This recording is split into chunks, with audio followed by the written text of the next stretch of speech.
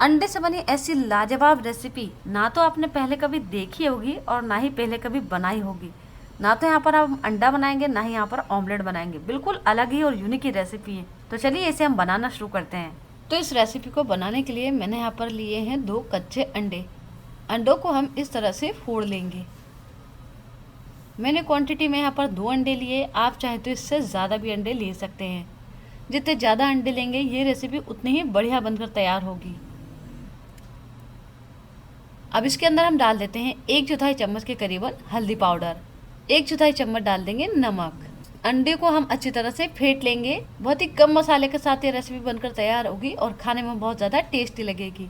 अब एक तड़का पैन में हम डालेंगे 1 चम्मच के करीबन तेल और तेल को अच्छे से गर्म करेंगे। तेल अच्छे से गर्म हो चुका है। इसमें हम डालेंगे आधी चम्मच के करीबन अदरक लहसुन का पेस्ट और 1/4 चम्मच डालेंगे कश्मीरी लाल मिर्च पाउडर।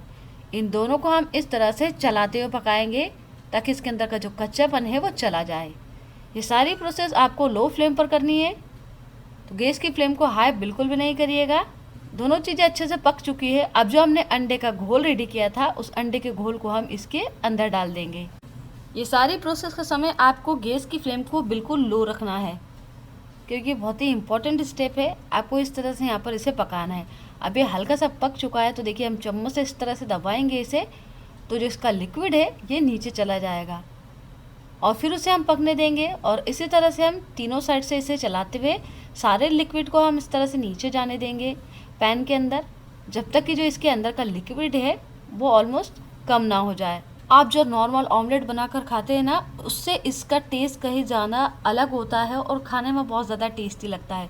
देखिए मैंने इसे ऑलमोस्ट इसका लिक्विड जो है पका लिया है आधा। अब इसे हम हल्के हल्के हाथों से इस तरह से टर्न करते जाएंगे।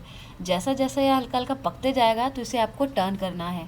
अब इसे हम फाइनली अच्छी तरह से पूरा पलट देंगे, ये देखिए। और अब इसे हम धीमी आंच पर पकने देंगे। 2 से 3 मिनट में बहुत ही आसानी से पक जाता है। पकने में ज़्यादा समय बिल्कुल नहीं लगता है।